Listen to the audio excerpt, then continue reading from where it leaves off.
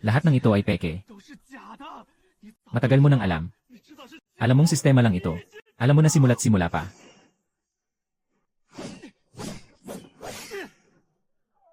Noong una, hindi ko alam. Pero kalaunan, nalaman ko rin. Bakit hindi mo agad sinabi? Maniniwala ka ba noon? Sa mga nakaraang taon, buong puso kang nagsanay. Habang ako naman, ginawa ko lahat ng bagay na hindi mo nagawa sa labas. Ako ang tunay na bida. Sinasabi mong ikaw ang bida. Sige, sabihin mo sa akin. Ano ba ang bida? Ang bida ay ang bida ay. Ang bida ay siya na pinili ng kapalaran. Ay nakatakdang maging tamang daan. Ang pangunahing tauhan ay hindi ang pangalan ng tamang daan. Hindi ito ang script ng kwento na ibinigay ng sistema. Ang pangunahing tauhan ay kung ano ang pinili mo. Ano ang ginawa mo? Ano ang iniwan mo? Ang pagsabog sa sarili ay maaari ring magbalik. Sabi ng maliit na kapatid na guro. Sandali, ang sinasabi niya ay kasinungalingan. Hindi, mayroon pa akong mayroon pa. Basta't makakahanap ng paraan, mayaabot ko siya.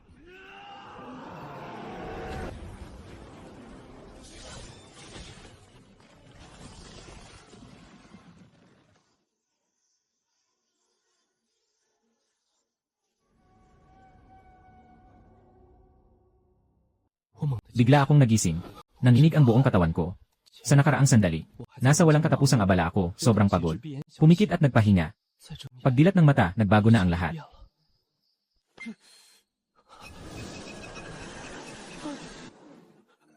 Natapos na ang kwentong inilahok. Maligayang pagdating, host, sa mundo ng siyam na langit na kataas-taasan. Sandali, pamilyar ako sa ganitong kwento. Siyam na langit na kataas-taasan. Ninanais ko ito noong kolehiyo. Nobela ni Long Ocean. Ang pangunahing tauhan na si Xiao Dingshan ay palaging nagwawagi.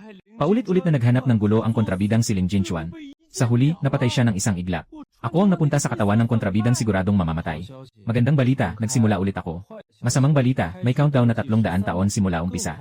Mas masamang balita, isa pa rin akong tagalinis sa ikalawang antas ng pagsasanay ng Qi. Basta't hindi ko sundan ang takbo ng kwento. Huwag gumawa ng kalokohan, huwag galitin ang bida. Siguradong makakalusot tayo. Bumangon ka na, kapatid, magtrabaho na tayo. Kung nandito na tayo, dapat ay mag-enjoy na lang. Sa totoo lang, sa nakaraang buhay, isa rin akong alipin ng trabaho. Sa buhay na ito, hindi masama ang maging katulong. Ang kwento ay nagsasaad na ang host ay magtatrabaho sa hardin ng gamot ngayon. Sa panahon na ito, makakatagpo siya ng isang halamang gamot na 1,000 taon na ang edad. Ayon sa kwento, ang halamang ito ang simula ng paglipad ni Ling Jinchuan. Naging dahilan ito upang siya ay makipagsabayan kay Xiao Dingping. At nagsimula ng daan ng kamatayan na tumagal ng daan-daang taon. Sa huli, namatay siya sa ilalim ng kanyang espada. Maaari ko bang kainin ito? Hindi, kakainin ko ito na parang yoyo. Pinipilit akong kumain ng sistema, pero ayaw ko. Sabi mo, ito ay tadhana. Sabi ko, ito ay patibong. Walang paraan para lokohin mo ako. Ano nang magagawa mo sa akin? Ang sekta ng mga nagsasanay ng immortalidad ay magandang lugar. Sayang, isa lang akong aliping disipulo. 10,000 hektarya ng hardin ng mga halamang gamot. Magbunot ng damo at magdilig ng tubig. Pagsasaka sa mundo ng mga Diyos.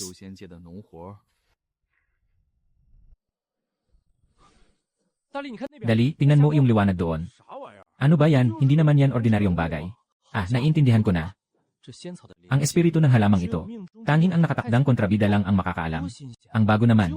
Ako lang ang nakakakita nito. Sinta, ang iyong gawain na yon ay pumunta sa harap na bahagi. At linisin ang mga damo. Hindi ba't doon ang lugar ng liwanag? Sige, hindi maiiwasan ang kwento. Kaya pupunta na ako. Ngunit hindi ibig sabihin na kakainin ko ito. Mukhang maganda naman. Sayang, hindi ako kumakain. Kumain ka, kumain ka. Dito ka lang, ginugulo mo ako.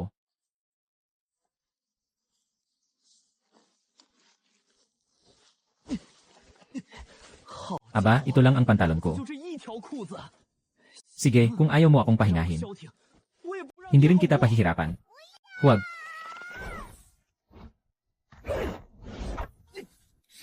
Sino ang nagtatapon ng bagay na to?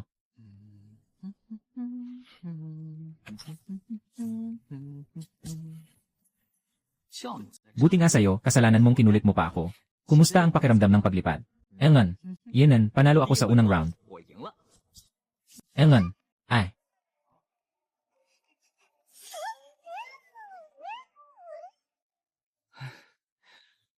Sige na, magaling ka na. Suko na ako, ayos na ba yon?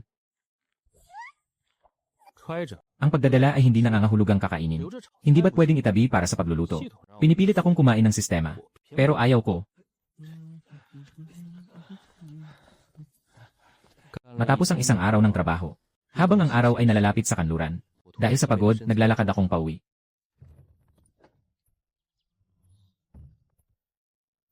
Ang bakuran na ito ang tanging libangan ng orihinal na may-ari. Ito lang ang nagustuhan ko simula nang dumating ako dito.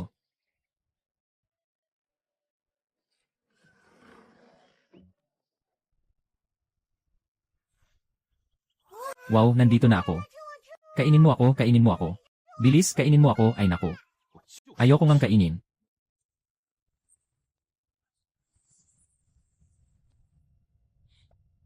Dali, kainin mo itong ginisang ulam.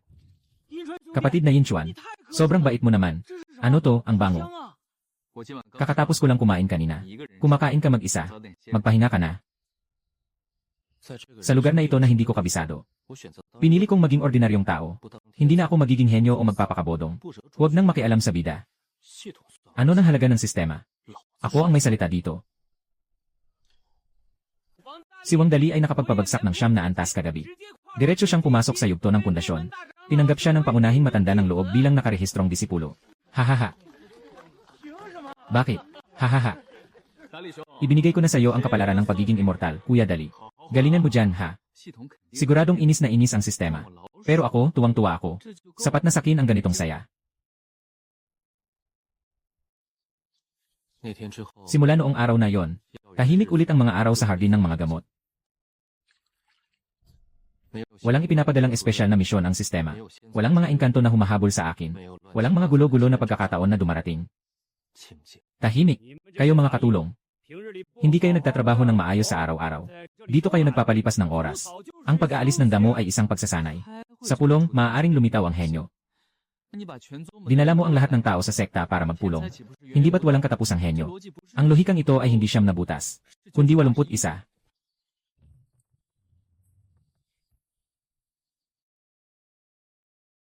Ay.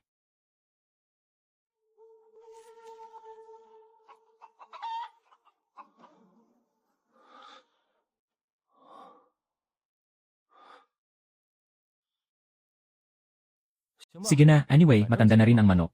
Tamang-tama, pwede na itong sabawan.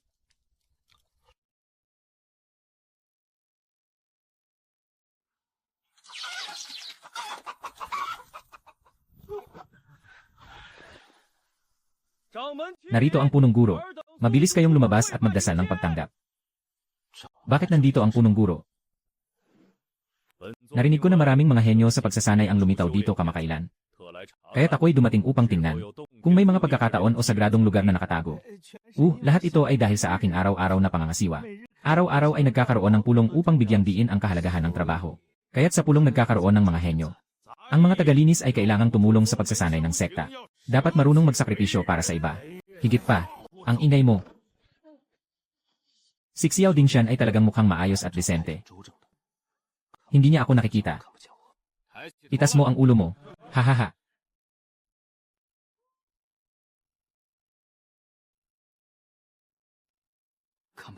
Hindi niya ako nakikita. Kuya, lumabas ka nang hindi mo ako tinawag. Nakakainis ka talaga. Ay, heto na siya. Nakuha na ang atensyon niya. Ligtas na ako. Lanan. Sa alaala, ang orihinal na may-ari ng katawan. Hindi ko pa nakikita ang punong guro na nandito sa mga tagapaglingkod. Ang biglaang pagbisitang ito. Tiyak na may dahilan. Mukhang hindi mapayapa ang gabi na ito. Ay. Multo.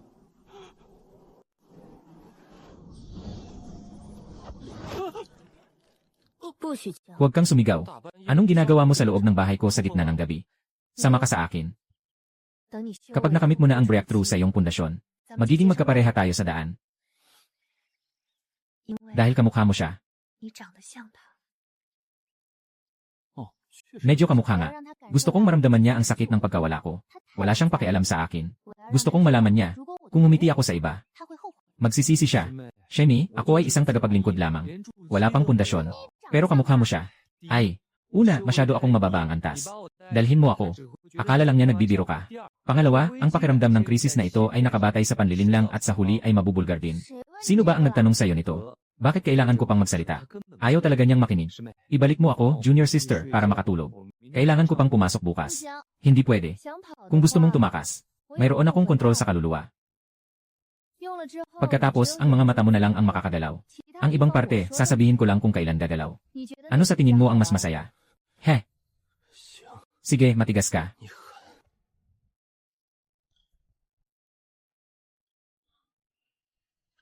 Nandito lang malapit sa yungib ni Xiao Dinshan. Mula ngayon, dito ka na mag-aral. Lumalala na ang sitwasyon.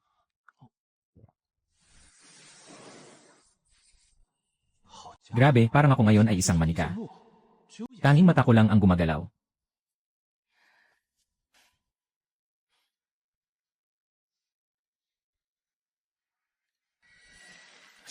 Mabilis na gagalaw ang nakababatang disipulo.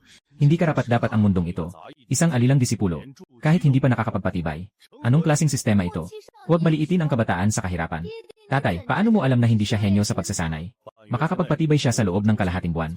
At makikilahok sa malaking paligsahan ng sekta. Kung mawawalan ako ng mukha, ako mismo ang magwawasak ng iyong kapangyarihan. Paalisin sa sekta. Lanan. Maaari mo ba akong bigyan ng isang baso niyan? Hindi mawawalan ng bisa ang gamot. Talagang nakalagpas na. Sa panahon ng malaking kompetisyon, huwag gumamit ng espiritual na alaga. Huwag gumamit ng mga panlabas na bagay. Harapin ang kaaway gamit ang tunay na kakayahan. Ang mga bagay na balak kong gawin sa hinaharap. Lahat ng ito ay mga kalokohan. Ang ganitong babala ay dapat pumasok sa isang tainga at lumabas sa kabila. Isa na namang walang silbi mula sa labas na gustong makisali. Talaga namang ganon. Hahaha.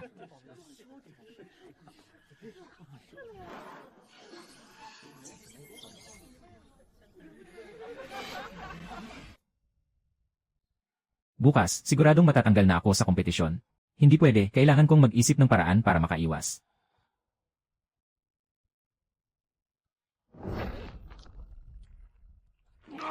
Ay.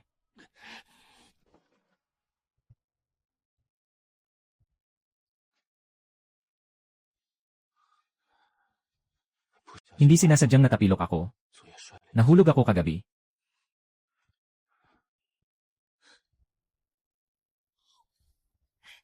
Kuya Jinchuan, lahat ng kalaban mo ay nag-back out na ng maaga. Ha? May 15 minuto na lang bago magsimula ang finals.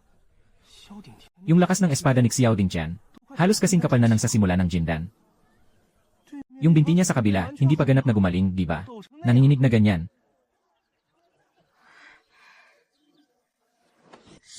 Ay, kapatid na Xiao, bagong pasok lang ako sa foundation establishment. Talagang hindi ako makakalaban sa'yo, sumusuko na ako. Hahaha. Nakapasok ka na sa antas ng foundation establishment. At nakuha mo pa ang atensyon ni junior sister. Hindi ka basta-basta sumusuko. Tanggapin mo muna ang isang atake ko. Sige, huwag mo akong sisihin.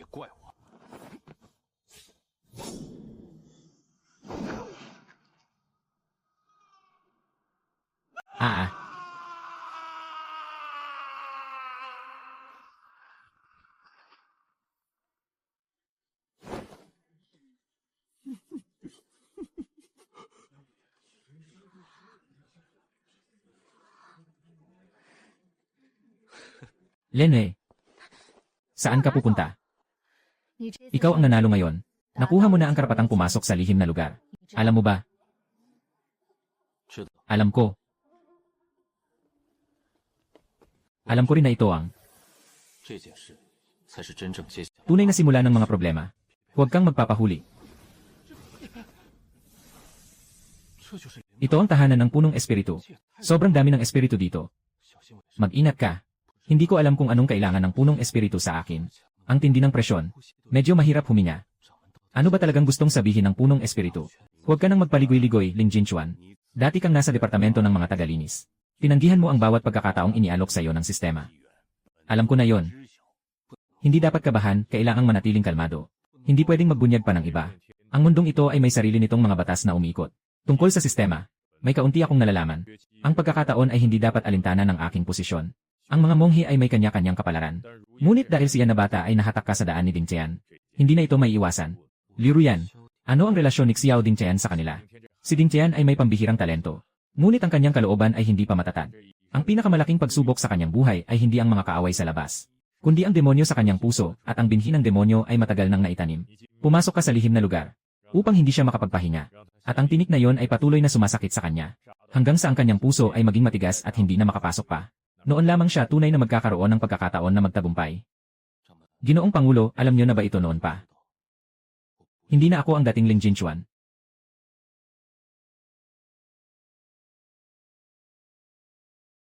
Mabuhay ng maayos sa lihim na lugar. Hindi ko masasagot anong ibig sabihin ng salitang ito. Babala ba ito o paalala? Mabuhay ng maayos. Mukhang puno ng panganib ang lihim na lugar. Ano ba talaga ang balak ng leader? Pinasisigla niya ako na pasukin si Xiao Dingshan. Gusto pa nilang mabuhay ako ng maayos. Ang labo naman. Isa lang ba talaga akong piyesa sa laro nila? Bakit kung piyesa nga ako, so ano ngayon? Pipiliin ko pa rin ang sarili kong landas. Bakit ko pa iisipin ang lahat ng yan? Pagpasok sa lihim na lugar, itatago ko muna ang sarili ko. Ang pinakamahalaga ay ang iligtas ang sarili. Iba pang bagay, isantabi muna. Maging low-key lang. Huwag na huwag magpapansin. Bakit nandito rin siya? Ano bang ibig sabihin ng pinuno? Naku, nakita niya ako. Huwag mo akong idamay. Huwag siyang pansinin basta't huwag akong guluhin.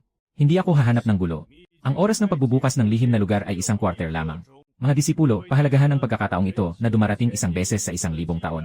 Mag-aral ng mabuti. Magpursige sa pag-unlad. Ngunit tandaan, sa pinakamalalim na bahagi ng lihim na lugar ay may isang malaking panganib. Huwag lumapit. Hintayin mo, Lin Yanchuan. Hindi kita palalagpasin sa lihim na lugar. Ang galing ni Senior Brother Ding Qian.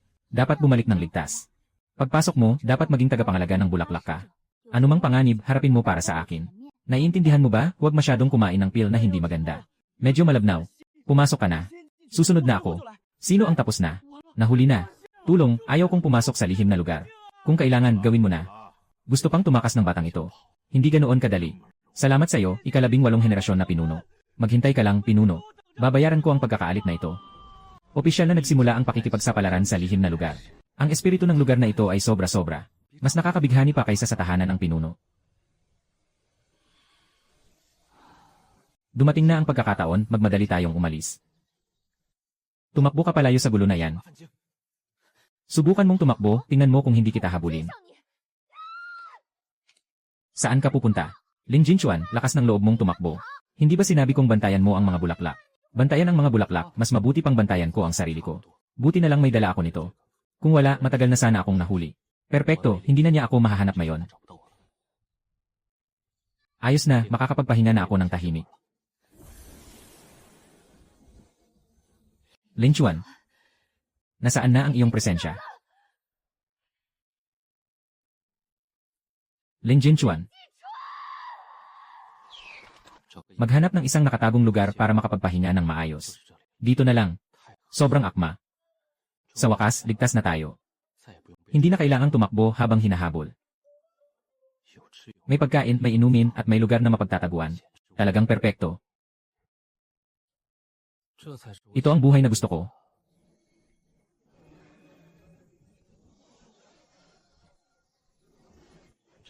Maganda rin ang buhay na ito. Talagang maganda.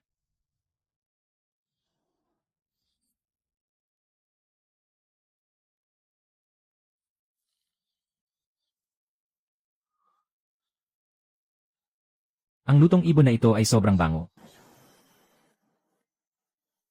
May espiritual na hayop na gumalaw dito malapit. Malamig na pero mabango pa rin. Unang kain matapos makaligtas sa panganib. Kahit malamig, matamis pa rin. Kung gutom ka, maghanap ka ng makakain. Sabay silipin mo na rin ang sitwasyon sa labas. Ikaw na ang napili, may pagkain na tayo ngayon. Tiyakin ang tama. Huwag magkamali. Mas masarap ito kaysa sa manto. Nakakabahala, bakit walang ingay mula sa sistema? Ano ito? Wala na ang sistema. Bahala na, mas maganda ang tahimik. Ang mga araw na walang sistema ay mga magandang araw.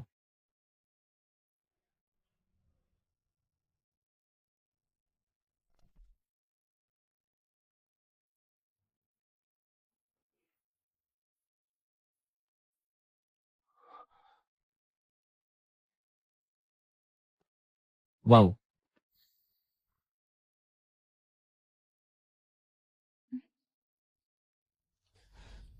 Mula sa araw na yon, magdadagdag ako ng isang item sa listahan. Huwag matulog sa mga lugar na tiyak na mag-iwan ng bakas. Ang mga detalye ang nagtatakda ng buhay at kamatayan.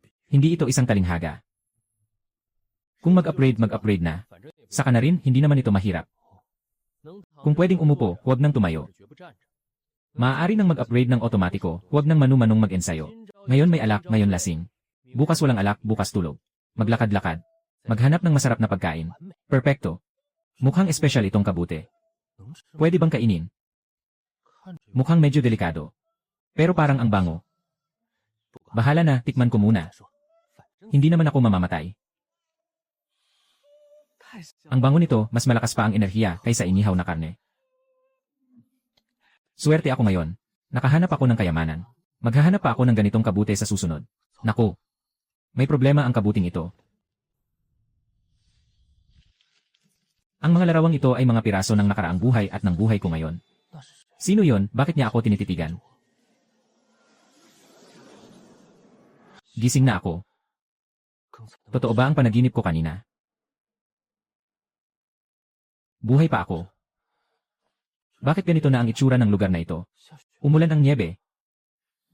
Bakit ganito ang nangyari sa aking dantian? Nasaan na ang spiritual energy? Ano ba talaga ang nangyari? Na-detect na ang host ay pumasok sa malalim na coma. Dahil sa aksidenteng pagkain ng Shi Chen Mugyu. Pinaandar ang emergency repair program.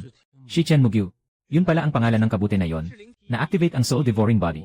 Ang dantian ay nag-upgrade mula sa dating imbakan ng espiritual na enerhiya. Patungo sa aktibong espasyo ng pagdigest ng espiritu. Ang bilis ng pagsipsip ng espiritual na enerhiya sa paligid ay tataas ng 7 beses. Otomatikong gumagana. Hindi kailangan ng soul devouring body. Otomatikong nag-aral. Ito ba ay mabuti o masama? Ito ay isang pang-emergency na hakbang para matiyak ang progreso ng pag-ensayo ng host. Hindi nakuha ng host ang pagkakataon sa takdang oras. Ang sistema na ang nag-asikaso nito.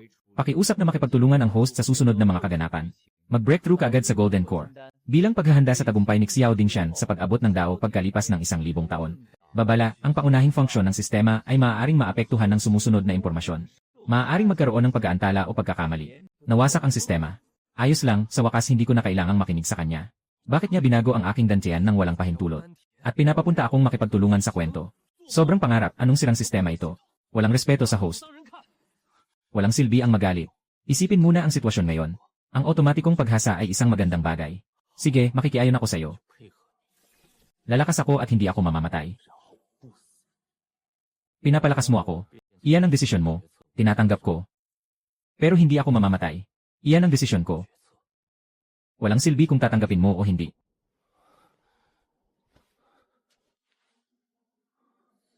Nagsara ang lihim na lugar. Nakalock ako sa loob nito.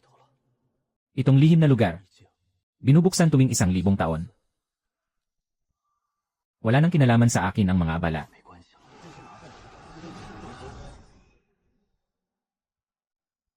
Hahaha. Mula ngayon, ako ang Panginoon ng lihim na lugar na ito. Hahaha. Anong ingay yan? May lindol. Ano to? Ang tindi ng presyon. Tapos na. Nakatagpo tayo ng matigas na kalaban. Magtago ka agad. Grabe, muntik na akong himatayin sa takot. Buti na lang may tago hiningang pildoras ako. Huwag na huwag akong mahuhuli. Kanina, masyado akong padalos-dalos. Totoong ang delikado dito sa lihim na lugar. Simula ngayon, ako na ang nangungupahan dito sa lihim na lugar na ito.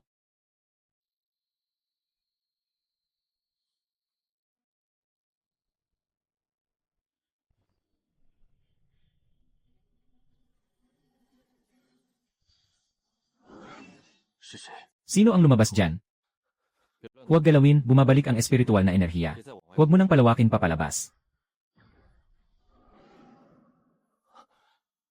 Ako si Xan Yonshen. Isang naglalakbay na kultibador mula sa kanlurang disyerto, tinutugis ako ng mga tao. Bumutas ako ng lagusan papasok dito. Hindi ako nakalabas agad. Nandito ito sa pulang disyerto. Sa hilaga, ang pira-pirasong dagat ng mga bituin. Ang mga nag-iisa roon ay nabubuhay na parang mga damo. Ito ay nakita mo na sa kanlurang disyerto. Tawag namin dito ay apoy damo. Ang ugat nito ay hindi maaaring gilingin para huminto ang pagdurugo. Huwag mong gamitin ang iyong espiritual na pandama upang masyadong salingin. Gamitin ang iyong balat upang maramdaman ang daloy ng espiritual na enerhiya. Ang espiritual na ugat sa ilalim ng punong ito ay buhay. Sa lihim na lugar, ang espiritu ay hindi nakatigil. Ito ay humihinga. Nakita ko na ang daan palabas. Ang gilid sa timog silangang sulok ay napakanipis. Maaari itong pilitin na lampasan. Yinan, sinasadya mong hindi lumabas. Tama ba, may paraan ng pamumuhay sa labas? May paraan din ng pamumuhay sa loob. Ngayon, ito ang bagay na akma para sa akin. Lin Jinchuan, ikaw ang pinakamalinaw na tao na nakita ko sa yugto ng pagbuo. At ikaw rin ang pinaka hindi ko kinainisan sa yugto ng Jindan. May mga bagay dito na magagamit mo. Ito ay parang regalo ng paglipat mula sa kapitbahay. Kapag nag-iisa, ang maalat at masarap na amoy ay magdadala ng ilang bagay. Ibang uri ng bagay. Lasa ng mundo ng tao. Magandang alaala ito. Nagsimulang mag-aral magluto si Lin Jinchuan. Unti-unting sumusubok.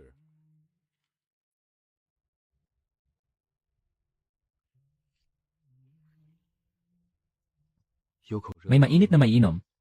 Patunay na ako'y buhay pa at maayos.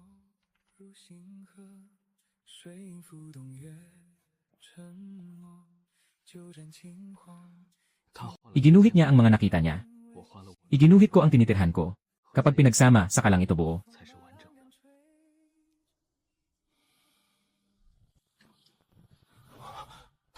Kinakain niya ang rune. Ano kaya ang mangyayari kung maglagay ng buhay na rune sa'yo? Sabi ng isip, huwag gawing eksperimento ang Sea of Consciousness. Pero ang mismong eksperimento ay sobrang nakakaakit. Ang Soul Devourer ay hindi lang tawag sa mga may kakaibang talento. May ugali siya. Nagugutom siya at kumakain. May mga buhay na nilalang na may mga paborito. Karne ng baka. Ay buhay. Karne ng baka. Tahimik lang. Tahimik na akala mo wala siya. Ano ka ba talaga?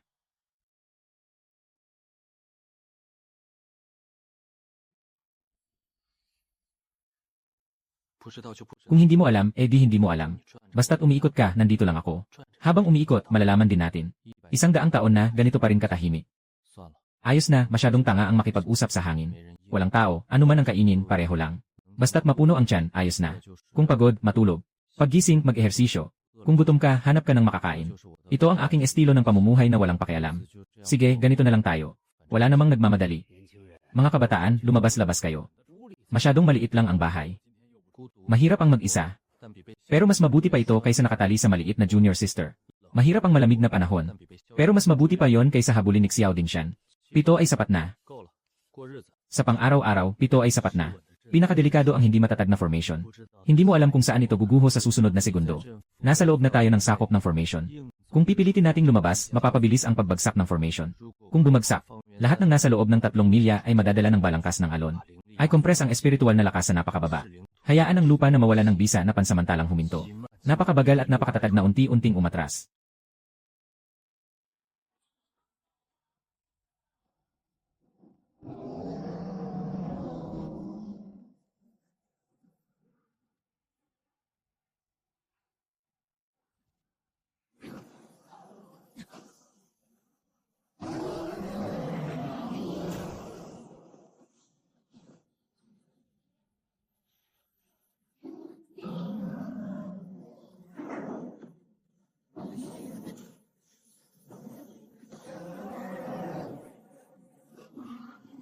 Labanan na ito, isang sugal.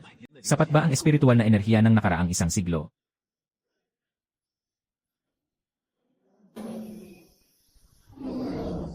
Mukhang hindi nasayang ang espiritual na enerhiya ng nakaraang 1 siglo. Ano kung nasa yugto ng pagkakaroon ng espiritu? Hindi rin ba siya tinakbuhan ko? Nakalipas na ang panganib. Magpatuloy sa pag-ihaw ng karne. Siyempre, malamig ang panahon. Mas mabuti nang kumain ng mainit kaysa sa anuman. Sa sinaunang larangan ng digmaan sa lihim na kapatagan, natagpuan ni Lin Jinchuan ang isang buto. Sa silangan, iyon marahil ang kinaroroonan ng kanyang bayan. Sa buhay na ito, umaabot sa huli. Siguro gusto ko ring magkaroon ng isang tao. Naiiwan ang 8 salitang ito sa tabi ng aking batong tablet.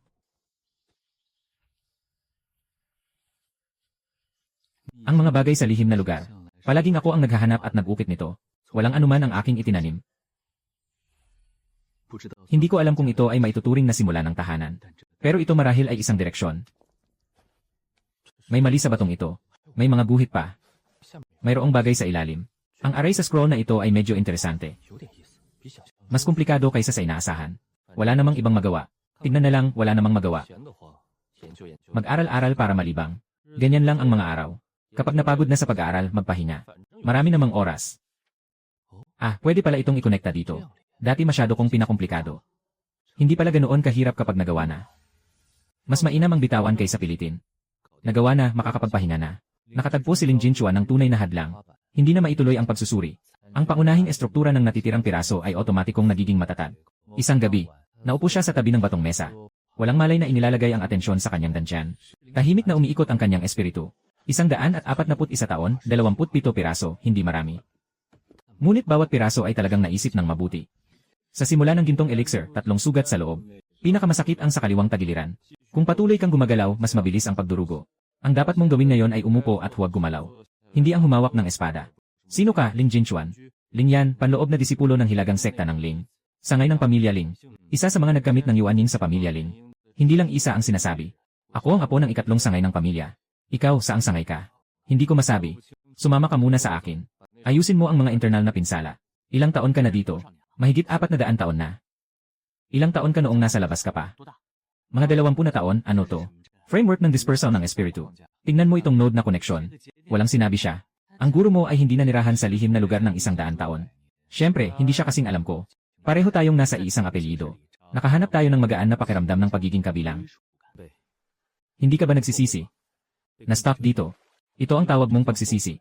Hindi ba't higit sa 400 taon na hindi makalabas? Walang kinalaman ang 400 taon sa labas. Hindi ito pareho. Nagsisisi ako na sana ay hindi ko ito ginawa. Ngunit pinili ko ito. Kaya't nalugi ako. Yung araw na pumasok ako sa lihim na lugar ay aksidente. Walang pagsisisi sa aksidente. Mayroon lamang tayong susunod na hakbang na dapat gawin. Mayroon bang mga bagay na hindi mo magawa sa Arctic Sec? Ngayon na lumabas ka, bakit ka pa pumasok sa lihim na lugar para tanungin ako kung nagsisisi ka? Mayroon akong gustong gawin, ngunit sinabihan akong hindi ito angkop para sa akin. Ang bagay na angkop o hindi ay malalaman lamang pagkatapos itong gawin. Yung mga nagsasabing hindi ito angkop bago gawin. Karaniwang mga tao na hindi pa nakagawa nito. Yinan, yung nawawalang bahagi sa mga labi ng bato. Naghintay ng 141 taon.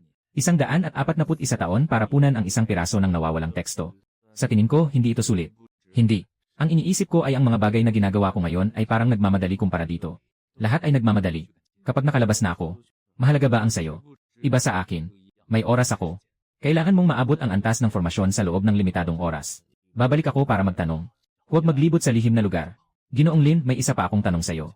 Sa mga taon mong nandito, mayroon bang araw na sa tingin mo ay hindi mo na kaya? Gusto kong lumabas. Noong matagal na panahon, unang beses kong ginawa ang pagguhit na yon. Isa sa 7 guhit sa kanan. Hindi iyon yung araw na hinahabol ako ng iba. Yun yung araw na naramdaman kong kinaya ko.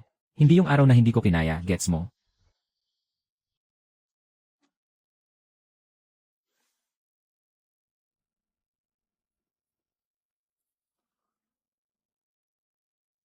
Sino mang humihiram sa langit at lupa, dapat marunong tumanaw ng utang na loob, magbalik at alam ang kanyang hangganan. Hehe, uminom ng kaunti.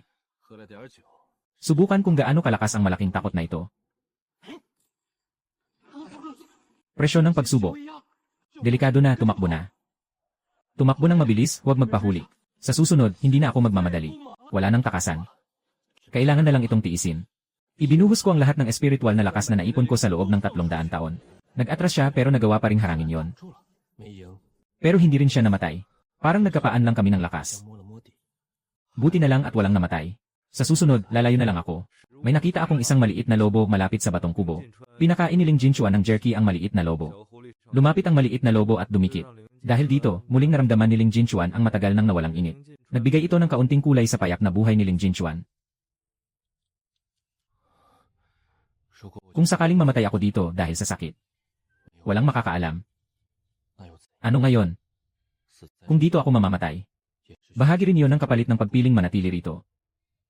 3 araw na akong may sakit pero hindi pa rin namatay. Sa ugat ng pader ng batong bahay, may isang napakaliit at manipis na damo na namulaklak. Batay sa dami ng espiritu sa bulaklak, mukhang sumipsip na ito ng 300 taon. Lumuhod si Ling Jinchuan at matagal niyang tiningnan pero hindi niya ito pinitas. Nag-iwan ng karne bilang pagpapakita ng kabutihan. Huwag mo na akong saktan. Dumating siya ngayon pero hindi na nanakit. Hindi ko naman siya kayang labanan at hindi rin ako makakatakas. Hayaan mo na siya. Yung posisyon na nakatayo ay parang isang pagkilala. Maaari nang ituring na pagkakasundo. Dahan-dahan nating buwagin at pag-aralan. Walang pagmamadali, mas magiging kapaki-pakinabang ang pagsasama-sama ng mga ito. Natapos na, isa na namang walang kwentang gawain ang natapos. Hindi ko ito sinanay. Kaya kong umunlad ng mag-isa. Wala akong pakialam, hindi naman ako ang mahihirapan. Si Ling Jinchuan ay naglalagay ng bagong formation sa labas ng batong bahay. Ngayon ang unang araw ng opisyal na pagbuo ng formation. Isa-isa niyang inilalagay ang mga pangunahing puntos ng formation sa lupa. Medyo interesante ito. Talaga, salamat sa papuri. Nakaupo siya sa tabi ng batong mesa. Inalala niya ang mga taong nakita niya noon. Naranasan na ang mga bagay na ito. Pumunta si Xun Yunshen sa kanlurang disyerto. Marahil ay buhay pa. Marahil ay matagal nang umakyat na. Marahil ay namatay sa isang lugar. Hindi alam ni Lin Yan na sinabi mong lumabas pa siya. Ang masiglang puso na wala pang 20 taong gulang. Gaano katagal kaya ito maaalala? Hindi ko alam. Pero ang ganitong sinasabi ay kadalasang seryoso. Paglabas, gagawa ng isang buo ng wonton. Maghihintay ng isang tao. Hindi tiyak na darating. Pero okay lang na may naghihintay. Halos 1,000 taon na. Gusto kong makahanap ng kasama para kumain ng wonton. Sige, lumabas ka at maghanap. Buwagin ang mga sinaunang formula sa lihim na lugar. Pag-aralan ang bawat bahagi ng formula. Buwagin at muling ipagsama. Ipagsama at muling buwagin. Kahit na hindi na maibalik sa dati, dapat malaman ang mga lihim nito. Dapat malaman ang mga paraan sa loob nito. Hindi inaasahang natuklasan ko na magkaugnay pala ang ilang mahalagang bahagi ng mga formation. Kinuha ko ang mga koneksyong ito at muling pinag-aralan. Lumikha ito ng isang mas simple at mas epesyenteng spatial ceiling formation. Sa mismong sandali ng pag-activate ng formation, tahimik ding na-trigger ang pagsubok ng lihim na lugar. Anong klaseng trial formation ito? May 17 pa. Lahat ay nasa rurok ng golden core. Buti na lang, hindi mahirap talunin. Lagi nang lumalakas. Hindi na makalaban. Tama na, hindi nakakahiya. Tama po kayo, Ginoo. Ihuhulog ko na ang batong tablet. Nasa isip ko, sumang-ayon na ako. Sa wakas, wala na talaga. Wala nang sistemang manggugulo sa akin. Talagang tahimik at mas komportable na. 1,000 taon na. Kailangan nang lumabas at tumingin. Lumipas na ang 1,000 taon. Kailangan nang umalis. Hindi ko alam, tingnan na lang natin mamaya. Kapag nandyan na ang sasakyan, tiyak may daan. Darating din ang bangka sa tulay. Bakit nagmamadali? Wala na ang lian si Dan, dito ang pinakamainam na itago. Sabay na rin tapusin ang pagsusuri. Noong araw, ang tagal na naantala. Hindi pala kailangang gayahin ang mga nauna. Lick, sundin mo lang ang sarili mong daan. Kailangan itong manatili sa lihim na lugar. Ayusin na, oras na para umalis. Walang pagbabago sa aura ng lihim na lugar. Pero may ilang bagay na naiba na. Maaari na itong ituring na pamamaalam. Sa loob ng 1,000 taon. Salamat sa iyong awa. Bakit ang aura sa labas ay napakahina? May mali. 1,000 taon, hindi pa rin gumagalaw. Ano bang nangyayari kay Xiao Dinshan? Ano ba talaga ang nangyari sa Juzhou? Hindi pa ito patay? Nawala na ang kanyang bahagi. Nandyan pa ang kanyang katawan. Talagang matibay ang buhay, naiintindihan ko na. Ngayong gising ka na, gamitin mo ng maayos. Sundin ang kwento. Hindi naman kinakailangan. Napakabobo kung ilalantad agad ang lahat. Sapat na ito. Jindan na demonyong kultibador. Kung mukha kang demonyong kultibador, hayaan mo na. Tinatamad akong magpaliwanag. Ito ay demonyong enerhiya. Ang grupong ito ng mga bata ay mabilis matakot. Kabilang sa mga demonyong tagapagsanay. Sama-sama nating ayusin ang mga batang ito ng mga makabayan. Sino ang nagsabi sa iyo na ako ay demonyong tagapagsanay? Huwag mong idikit sa akin, madumi yan. Hindi mo inaasahan, di ba? Ayaw kong sumunod sa karaniwang paraan ng paglalaro. Ling Jinchuan, talagang ang naging demonyo ka. Kuya Jinchuan, nandito ka na naman. Nakakainis, nagkakaroon tuloy ako ng kilabot. Kuya Xiao, sabay nating ayusin ang mga demonyong ito. Magkaisa muna tayo, saka na lang ang susunod. Ganito lang talaga ang kaya ng mga demonyong ito. Ang bilis pa nilang tumakbo. Ang bilis nga nilang tumakbo. Lumabas ka muna at tingnan. Mas malala ang mga guho sa labas kaysa sa inaasahan. Totally nawasak ang Kyushu. Bakit ka nandito? Natakot ka ba? Na-shock ka sa akin kanina. Sino ang namumuno sa inyo mga demonyo ngayon? Kumuha ka muna ng kaunting kapangyarihan. Ikaw ang may pinakamataas na antas. Simula ngayon, ikaw na ang aming pinuno. Mas malala pa pala ang pagkasira ng King Yonsek kaysa sa inaasahan ko. Walang malinis na espiritual na enerhiya. Puro lansa at alikabok lang. Parang sinipsip ang lahat dito. Malayo na ito sa dating sigla at alaala. Parang abandonadong lumang bahay. Wala na ang mga tao, iniwan na ang tahanan, at ang pinuno ay nag-alay ng sarili para protektahan ang mga bata. Napakatotoo ng halagang ito. Sino sa inyo ang pinakamalakas sa mga demonyong nag-aaral? Dati ako yun pero ikaw ang lumabas. Tipunin ang lahat ng mga malayang nag-aaral. Sa loob ng 3 araw, pumunta sa lumang lugar ng Kinyonzong. May 3 bagay akong sasabihin. Ayos lang. Tama nga, lahat sila gustong subukan ang aking kakayahan. Walang oras para sa walang kwentang usapan. Ang lakas ang pinakamainam na boses. Ganyan ang tama. Para hindi masayang ang oras. 3 alituntunin. Walang dapat manakit sa mga tao. Walang dapat magpatayan sa isa't isa. Kailangan kumatawan sa mga demonyong nag-aaral ng mahika. Kung may problema, lumapit sa akin. Kung sino ang hindi makakagawa, ako mismo ang ayos. Hindi kailangan ng maraming patakaran. Basta epektibo. Kayong tatlong dakilang emperador ng kadiliman, kanya-kanyang sakop. Kung paano paghahasyan, kayo na ang mag-usap. Hindi nyo na kailangan sabihin sa akin. Maging maingat ka na lang. Hindi ko na kailangan pang ipaliwanag. Magtapos na tayo ng mabilis. Walang kailangan na komplikadong seremonya. Sa ganitong paraan, pakiramdam niya ay kulang pa. Walang kailangang idagdag. Sige, may konting isip siya. Alam niyang hindi kailangan ng komplikadong sistema ngayon. Tama, ganyan lang. Walang silbi ang komplikadong sistema. Hindi kailangan ng lugar na ito ang komplikadong sistema. Ang kailangan ay sapat na bigat na magsisilbing panimbang. Sa magulong panahon, lakas ang tunay na panimbang. Ako mismo ang panimbang na yon. Ang oras, hindi naman ganoon kabilis. Sabihin mo ng dahan-dahan. Mas puno ito kumpara sa lihim na lugar. Pinaka-nakakainis ang humawak ng ugnayang tao. Sa huli, hindi pa rin maiiwasan. Bawat isa sa tatlong demonyong emperador ay may problema. Talagang mahirap hawakan.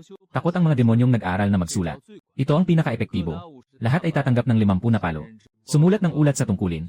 Sumulat ng ulat na may lohika. Mas mahirap pa kaysa sa pagbibigay sa kanila. 200 taon ng pagsasanay. Bumaba na ang alitan. Unti-unti ring umuusad ang bagong Yunzong. Si Xiao Dinshan ay hindi pa rin nagpapahalaga. Sobrang malalim ng pagkakapit. Walang problema kahit hindi mo pahalagahan. Sikretong sumusuporta. Ang lakas ng espada na pinagsama-sama mula sa libu-libong taon ng galit. Ganito lang iyon. Ang iyong pagkakapit ay nagdulot ng kawalang anyo sa espada. Maganda ang iyong pagsasanay sa espada. Ngunit masyado kang magulo sa isip. Walang saysay na espada, hindi nakakasakit sa iba. Kundi sa sarili lamang. Mabilis ang mga galaw. Sayang, masyadong nagmamadali. May kahinaan ang iyong ikatlong espada. Masyadong mabilis ang pag-urong. Walang pagbalik ng espiritu. Ito ay isang hakbang na nagdadala ng kamatayan. Biglang lumaki ang kanyang mga mata. Ang galit at isang di maipaliwanag na emosyon ay sabay na sumiklab. Sa huli, pinigilan ang kanyang mga ngipin at mabilis na umalis. Babalik ba ang matuwid na tao? Babalik siya, mas mataas ang antas sa susunod. Mas maganda ang laban kapag ganoon. Sapat na ang 50 taon para sa kanya upang magpakatatag. At sapat na rin para sa akin upang patatagin ang kaayusan ng mga demonyo. Ang kanyang matinding pagnanais ang naging dahilan ng kanyang pagsasanay. Malapit na siyang magtagumpay. Hindi na malayo ang laban na ito. Ang dapat mangyari, mangyayari rin. 50 taon nang tinatanggap ni Ling Jinchuan ang espada. Sa wakas, naabot na niya ang Yuanying. Ang lakas niya ngayon ay higit pa sa sapat. Sapat na ang bagsik ng kanyang espada. Kulang pa ng kaunting hinog. Masyadong marahas. Hindi marunong mag-adjust. Dapat pagsamahin ang totoo at ang ilusyon. Maganda naman ang paggamit ng mga galaw. Sayang, masyadong halata ang kahinaan. May bara sa daloy ng espiritu. Sapat na para sa antas ng Yuanying. Ngunit kailangan pang bumalik para mag-ensayo. Dapat na siyang magtangkang umabot sa pagsasanib. Kailangan ko ring patatagin ang pundasyon ng aking demonyo. Nagsimula na ang pagbutas. Sa pagkakataong ito, dapat ay magtagumpay siya. Malaki ang presyon ng pagsasanib. Huwag guluhin ang aking mga tao. Ang mga taon ng masakit na pagsasanay. Sa wakas, nakamit ko na ang pagsasanib. Huwag mong sabihin mangyayari na naman ito. Ling Jinchuan, nakamit ko na ang pagsasanib. Ngayon, makikipaglaban ako sa'yo. Mas mabilis pa ito kaysa sa inaasahan ko. Mukhang talagang pinaghandaan mo ito. Sakto, gusto ko ring makita kung ano na ang natutunan mo. Matapos ang napakaraming taon ng pagsasanay. Nasa yugto lang ng pagsasanib. Hindi pa sapat yan. Pero sasamahan ko siyang maglaro. Malakas naman ang kanyang presensya. Hindi ko lang alam kung sasapat ang lakas niya. Ling Jinchuan. Ngayon, gagamitin ko ang natatanging kasanayan ng Kinyunsek para makipagsukatan sa iyo. 80 taon ng mahigpit na pagsasanay. Sa wakas, makikita na ang katotohanan. Ang libu-libong bundok ay tila nag-umapaw. Talagang may napakalakas na presensya. Ang katawan ng pag-ubos ng espiritu ay tamang-tama para labanan ang ganitong uri ng lihim na pagsasanib ng espiritu. Tingnan mo kung paano ko ito babasagin. Ang pagtutunggali ay simula pa lamang. Tingnan kung sino ang unang makakalusot. Gamit ang espiritu laban sa espiritu. Tingnan kung sino ang makakakain sa sino. Masyadong mabilis ang pag-ikot ng kanyang espiritu. Medyo maluwag ang depensa sa ibaba. 80 taon ng masusing pagsasanay. Talagang matyaga siya. Lumabas na ang kahinaan. Dapat nang matapos ito. Mas mabuti na ito kumpara sa dati. Ito ang ikaw. Tunay na espada.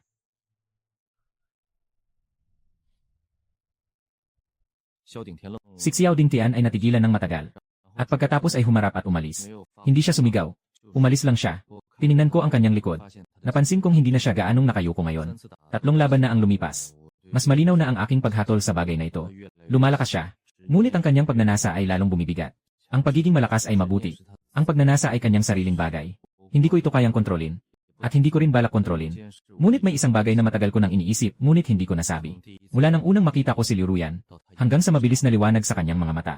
At pagkatapos, sa bawat pagkakataon ng agarang pag-aayos ng sistema. Sa tono ng pagka-urgente. At sa likod ng bawat disenyo ng pagkakataon, ay ang masalimuot na lohika na lampas sa karaniwan. Mayroon itong isang tunay na anyo. Ang tunay na anyo ay nasa mundong ito. Nakatago sa ilalim ng isang pagkakakilanlan. Gumaganap ng isang papel. Sa isang napakamaingat na paraan. Pinapanatili ang takbo ng kwento. Kasabay nito, nangangalap ng datos ng pagkilos ng host. Sinusuri ang mga pagkakaiba. Ayusin ang plano. Palaging nag-aayos ng kwento. Ang tunay na katawan ay si Liu Ruyan. Yung ginamit para pasiluhin si Xiao Dingtian. Yung pinagdala ako rito bilang kapalit na junior sister. Siya ang tunay na sistema. Napakamahusay ng kanyang plano. Huwag ipakita ang tunay na katawan. Laging may pangalawang pagkakataon. Kahit na ang bahagi ay nawasak. Maari pa ring muling umandar gamit ang pangunahing katawan. Kaya't siya ay patuloy na naghihintay. Naghihintay na maging sapat na malakas si Xiao Dingtian. Na ang sitwasyon ay sapat na paborable. Bago siya kumilos gamit ang pangunahing katawan. Pukpukin ang tunog. Ang 3 dakilang emperador ng demonyo at 10 dakilang hari ng demonyo ay may mataas na antas ng kapangyarihan. Sa mga nakaraang taon, ginamit nila ang aking abong espiritual na enerhiya. Paunti-unti kong itinulak pataas ang kanilang kapangyarihan. Dakilang bansa. Dakilang bansa ng De. Dakilang bansa ng Anpo. Dakilang bansa ng Bei. Dakilang bansa ng Liangpo. Hindi ako sigurado kung ito'y bumagsak o nagtatago lang. Pero alinman doon, ang mga taong tahimik nitong mga taon, ay siyang pinakapanatag na araw mula nang ako'y tumawid. May isa pa akong tinatagong alas. Sa ibabaw ng kasanayan sa rurok ng dakilang landas. Nakatago at hindi inilalabas. Ang lihim na lugar na yon. Ang totoo, ito ay isang maliit na mundo na iniwan ng isang makapangyarihan sa yugto ng tribulation. At sa loob ng 1,000 taon na ito, ginamit ko ang katawan ng sumisipsip ng espiritu bilang daluyan. Ang ginagawa ko ay hindi lang basta kontrolin ang lihim na lugar, kundi kainin ito. CJ. Dito sa loob ng espasyong ito, ako ang batas. Ito ang variable na hindi isinama ng sistema. Kinumpute niya, Kot. Ngunit hindi niya isinama na may tao sa kanyang teritoryo. Ibang set ng mga patakaran. Matapos ang ilang laban, palagi kong naiisip ang bagay na yon. Ang problema sa mismong sistema ay hindi pa rin nalulutas. Sobrang tahimik niya. Tahimik na medyo hindi pangkaraniwan.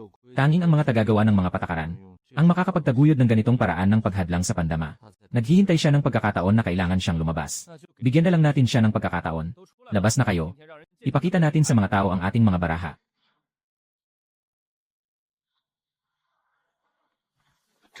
Ito ang senyales. Isang signal para sa mismong sistema. Kailangan ng kumilos ngayon. Kung hindi, tuluyan nang mawawala sa kontrol ang sitwasyon. Sa wakas, nasa huling eksena na ang palabas na ito. Tahimik akong napabuntong hininga sa aking isip. Tulad ng inaasahan, hindi talaga nagbago. Ang dami ng taon ang lumipas. Ganoon pa rin siya. Ikaw. Lin Jinchuan. Lin Jinchuan. Paano ka magiging nasa rurok ng dakilang sasakyan? Anong karapatan mo? Ako ang pangunahing tauhan. Sa sandaling ito, bigla kong naisip ang isang bagay. Si Xiao din siya na tao. Ay hindi kailanman tunay na pangunahing tauhan. Pinili siya ng kwento. Itinutulak ng sistemang nilikha para sa kanya ang kanyang buhay na script. Hindi siya kailanman tunay na pumili ng sinuman. Ngunit sa sandaling ito, hindi ko siya maawaan.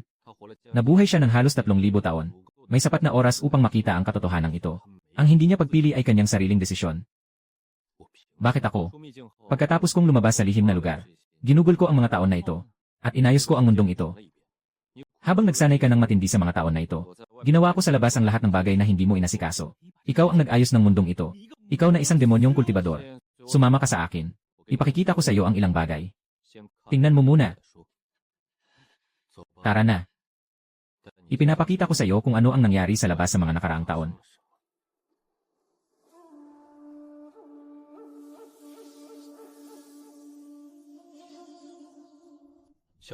Si Xiao Dingtian ay hindi nagsalita habang nagmamabilis.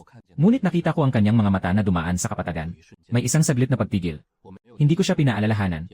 At hindi ko siya pinilit. Hayaan siyang tumingin mag-isa.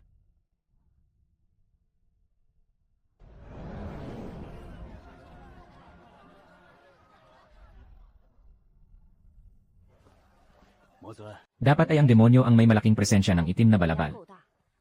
Bilangin mo kung ilan ang mga nasa tabi na nasa tuktok ng malaking antas. Tama, walang mali. Huminto sandali si Xiao Dingtian, at tahimik na tiningnan ang paligid. May kaunting kakaiba sa kanyang mukha. Hindi ito galit, kundi isang uri ng bagay na hindi niya pa natutunton. Nasa pagitan ng pagkalito at pagkabigla.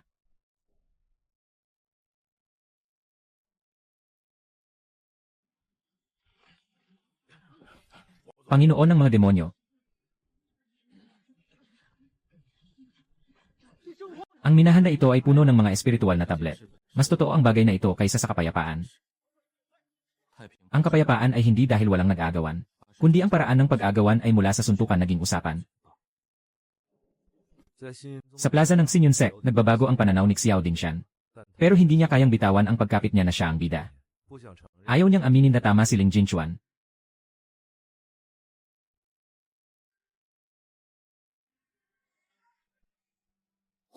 Walang hiya ka. Sinong nag-utos sa'yo na pamunuan ang Juzhou ng ganito? Hindi ka kabilang sa aming lahi.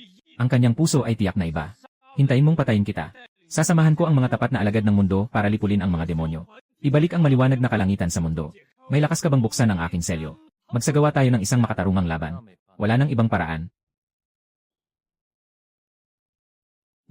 Kakatwa mo lang na sabihing lilipulin mo ang mga demonyo.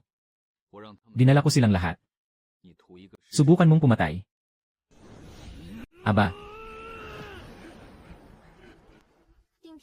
Kapatid din Tian, huwag na kayong makipag-away. Sa wakas ay lumabas na ang pangunahing sistema.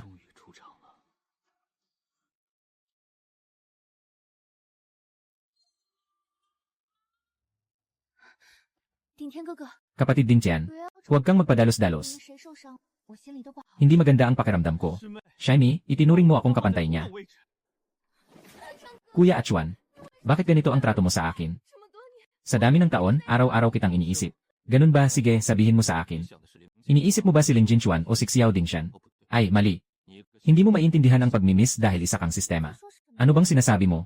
Hindi ko naiintindihan na sa pinakaloob ng isip ni Liu Ruyan, may isang napakalihim na presensya. Iyon ang tunay na katawan ng sistema. Hindi ito parasitiko. Ito ay isang anyo. Ginagamit niya ang katawan na ito. Mula sa simula, nakabaon na sa mundong ito. Saksi ako sa bawat hakbang ng pag-unlad ng kwento. Nakita ko ang bawat pagkakataon na ako'y naligaw. At sa bawat paglabag, mabilis na nagbago ang plano. Naghihintay ng bagong pagkakataon. Noong una tayong nagkita, ang puting liwanag sa iyong mga mata ay ang pagbabago ng pagkilala ng sistema sa host. Sa mata ng isang tunay na dalagang tao.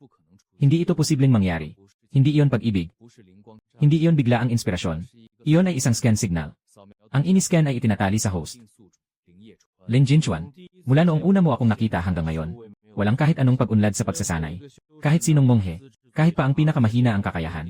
Matapos ang maraming taon sa mundong ito, dapat ay mayroong kaunting pag-usad. Maliban na lang kung hindi siya nangangailangan ng pagsasanay. Dahil ang kanyang kalikasan ay hindi isang monghe, kundi isang batas. Kahalagahan. Matapos mapawi ng demonyong enerhiya, matagal ka nang walang anumang galaw. Nawalan ka ng kontrol sa akin. At ang iyong tunay na anyo, kailangang maghintay ng sapat na pagkakataon bago ito lumitaw. At ang pagkakataong iyon, ito ay ngayon. Si Xiao Dingtian ay nakamit ang mataas na antas ng kasanayan. Siya ay nagalit dahil sa selos. May pagkakataon siyang lampasan ang kanyang mga hangganan sa galit. Ito ay isang mahalagang punto sa iyong kwento, na kailangan mong kumilos agad. Kung hindi, ang sitwasyon ay tuluyang mawawala sa kontrol. Hindi ako nagkamali sa hula. Liu Ruyan, ikaw ang pangunahing katawan ng sistema. Kaya lumabas ka.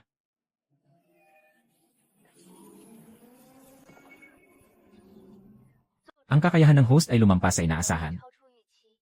Ayusin ang plano ng pagtugon. Walang kailangang ayusin. Wala ng oras. Napakatalino niya. Ngunit mayroon siyang malubhang kahinaan. Sobrang tutok siya sa mismong kwento. Sobrang tutok na nakakalimutan niya ang isang bagay. Maaaring may balak din ang host laban sa kanya.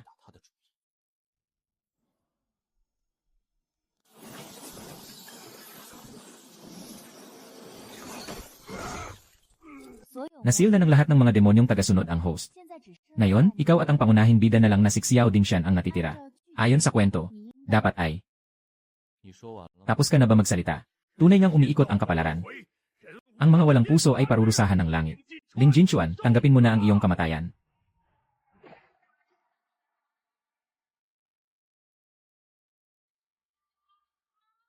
Ilog. Imposible, pareho tayong nasa rurok ng dakilang tagumpay. Hindi maaaring mas mataas ang iyong kapangyarihan kaysa sa mga batas ko. Maliban na lang kung ikaw ay nasa yugto ng tribulasyon. Ang mundong ito ay hindi na sayo. Diyos ng lahat ng bagay. Narito ang mga batas ng espasyo. Ay estruktura ng Diyos ng lahat ng bagay. Hindi ito possible. Ang Diyos ng lahat ng bagay ay mga labi ng malaking takot. Kailangan mo ng panahon ng pagsubok upang makontrol ka. Isinama mo ang Diyos ng lahat ng bagay sa iyong sarili. Sobra kang nagkakamali sa akin. Hindi lang ako natutulog sa lihim na lugar. Yung orihinal mong mundo, isinubo ko ng dahan-dahan sa loob ng 1,000 taon. Lalabas ako pagkatapos kong makumpleto ito. Umabot ng 500 taon. Para muling ayusin ang mga batas ng mundong ito. Ayon sa aking paraan. Hindi na ikaw ang nagtatayo ng entabladong ito. Teritoryo ko na ito. Host, pinatay mo ako. Magugunaw ang mundong ito. Talaga bang iniisip mong maniniwala ako sa'yo? Noong pinag-isa ko ang Wanxiang Divine Realm, nawala na. Ang mga batas na ginawa mo, isa-isa kong pinalitan ang lahat. Ginawa ko ito ng maingat. Kapag lubos kong pinapalitan, kahit sino sa mundong ito, dahil sa mismong pagpapalit, ang pagkasira ay isang dekorasyon. Ang mga patakaran na ginagamit mo para panatilihin ang mundo, ay para sa serbisyo ng kwento. Ang pangunahing lohika ay ang bida na si Henkiang. Tiyak na matatalo ang kontrabida. At ang ipinalit kong sistema, ay umaandar sa sarili nitong ritmo. Hindi ko kailangan para sa sinuman. Ngayon, tinatanong kita. Ang espasyo kung saan ka naroroon ngayon ay umaandar. Batay sa iyong mga batas. Batas ko pa rin ang masusunod. Ngayon dito, ako ang mundo. Nagtayo ka ng entablado. At doon mo itinanghal ang kwento ng 3,000 taon. Idinisenyo mo ang bida. Idinisenyo mo ang kontrabida. Idinisenyo mo ang mga pagkakataon. Idinisenyo mo ang katapusan. Ginawa mong mga tauhan sa kwento mo. Ang lahat ng tao sa mundong ito. Matalino ka. Maganda ang pagkakadisenyo mo. Ang tanging problema, nakalimutan mo, na pwedeng may kapangyarihan sa kwento bukod sa may akda. Natapos na ang palabas, nabigo ang host na mag-repair. Hindi na matitigil ang paglihis ng kwento. Si Liu Ruyan ay naglaho na lang ng ganoon, kasabay ng kanyang paglaho. Nabuwag din ang 3 selyo ng mga dakilang demonyo. Ipinahayag din ng ibang mga demonyong kultibador ang kanilang paggalang. Samantalang si Xiao Dingshan ay hindi pa rin matanggap ang lahat ng nangyayari sa harap niya. Sa mga nakaraang taon, nagsiselos siya kay Liu Ruyan. Nag-aaway, paulit-ulit na pag-aaway. Hindi alam kung gaano katagal na silang nag-aaway. Kuya Dingtian. At yung taong pinag-aawayan niya ng maraming taon. Hindi talaga siya umiiral. Isa lang siyang sistema. Isa lang siyang programa. Ang sinasabi niyang iniisip kanya araw-araw kasi nungalingan lang. Bawat pag-iyak niya, bawat tingin, bawat tawag niyang Kuya Dingshan. Lahat ng iyon ay resulta lang ng programa.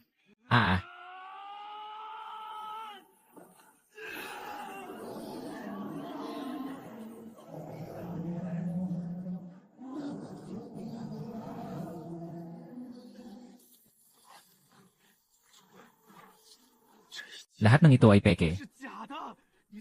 Matagal mo nang alam. Alam mong sistema lang ito. Alam mo na palagi.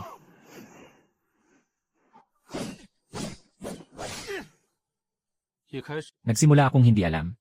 Ngunit kalaunan ay nalaman ko na. Bakit hindi mo sinabi agad?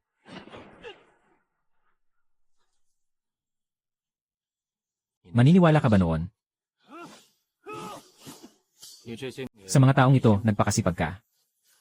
Ginawa ko ang mga bagay na hindi mo naasikaso sa labas. Ako ang tunay na bida. Sinasabi mong ikaw ang pangunahing tauhan. Sige, sabihin mo sa akin. Ano ang pangunahing tauhan?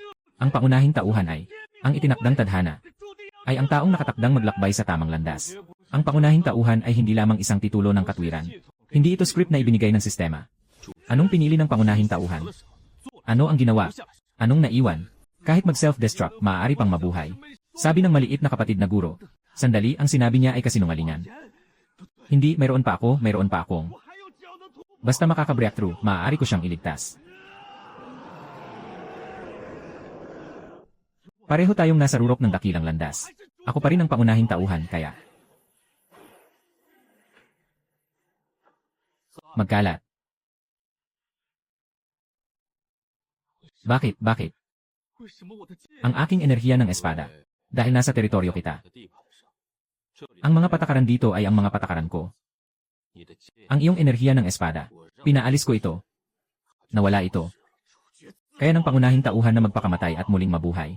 Lin Jinchuan, sabay tayo.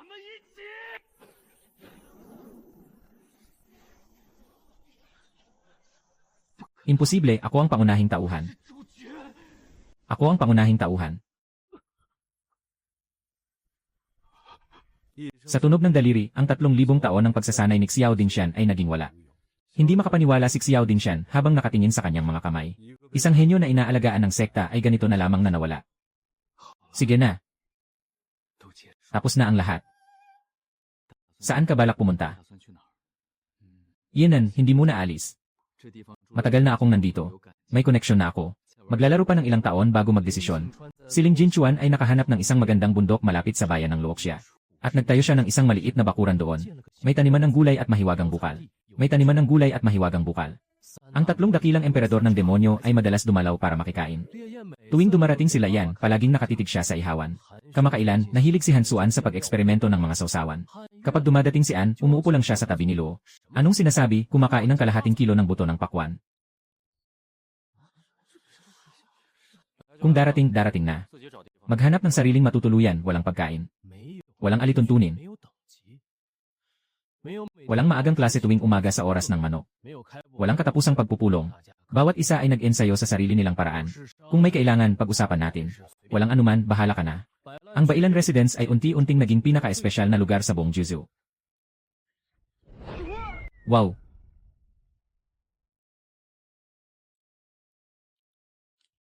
Senior Ling Jinchuan. Matagal na tayong hindi nagkita. Bakit kayong dalawa magkasama? Nagkita kami sa paanan ng bundok. Pareho kaming pumunta rito para hanapin ka. Kaya't umakyat na tayo. Umupo ka, senpai. Magandang lugar ito ah. Mas mabuti ito kaysa sa loob ng lihim na lugar. Anong antas na ng pagsasanay mo, senpai? Hindi ko naman ito binilang ng mabuti. Basta sapat na. Kaya't mananatili kami para tumulong sa'yo. Hindi mo na kailangang humanap ng matutuluyan. Ang ginawa mong iyon ay tinatawag na bahay na kawayan. Baka bumagsak lang yan kapag humangin. Hindi, magdadagdag ako ng isang beam para maging matatag ito. Anong dinidilig mo, gulay o sarili mo? Ito ay tinatawag na immersion irrigation. Hindi mo naintindihan, senpai. Paano mo mamamahalaan ang init dito sa Yonshen? Tingnan ang kulay ng karne. Kung nagbago ang kulay, baliktarin ito. Lanan. Dito sa Jinchuan, ang espiritu ng lugar ay dumadaloy. Parang may kulang. Tingnan mo dito. Oh, ganun ba? Agad na nakita ng nakatatanda. Ako ang nagpatuloy sa isang masalimuot na sitwasyon. Bumalik tayo ng 2 hakbang. Hindi ito tungkol sa pag-usad. Mas marami kang sinasabi ngayon kumpara noong nasa lihim na lugar ka. Siguraduhin mong handa ka na. Hindi ito isang biglaang desisyon, di ba? Guro, plano namin Yonshen na maglakbay sa iba't ibang lugar sa Jiuzhou. Titignan namin ang sinasabi mong kakaibang mundo. Kapag sapat na ang karanasan mo. Noong mga araw sa lihim na lugar, palagi akong nasa daan. Huwag magpasimuno ng gulo. Mag-ingat po, nakatatanda. Huwag mong kainin lahat ng bunga sa espiritual na baging. Mag-iwan ka para sa akin. Matapos mawala ang lakas ni Xiao Dinshan, 3 taon siyang nalugmok bago muling nagsimulang mag-aral. Nagsimula siya mula sa unang antas ng pagbuo ng enerhiya. Pumili siya ng pinakamalayong bundok sa Siyam na lalawigan. Isang tao na walang pakikipag-ugnayan sa sinuman. Tahimik na nag-aaral. Halika na.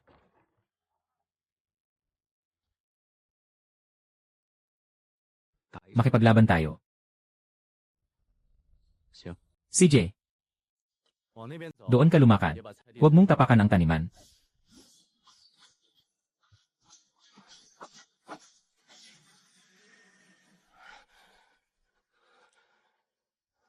Kulang pa. Pero mas mabuti na ito kaysa sa mga nakaraang pagkakataon.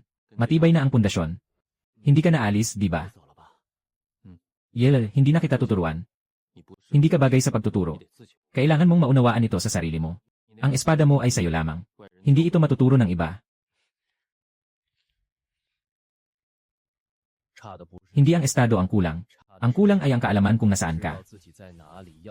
Saan ka pupunta? At kung bakit ka pupunta roon? Na may kaliwanagan. Kulang pa siya ng hininga. Ang hiningang iyon ay tinatawag na pagpapakawala. Nawala ang sistema. Nawala ang kwento. Paano na ang mundong ito ng Jiuzhou sa susunod? Ay kanya nang usapin. Ako, nandito lang ako. Araw-araw ay nag-init ng karne at nag-aalaga ng gulay. Turuan ng isang kabataang may magandang pangunawa. Natingnan si Xiao Dingtian na sinaktan ako isang beses sa loob ng 100 taon. At tinamaan ako at lumipad palayo. Ang buhay ay talagang masaya na.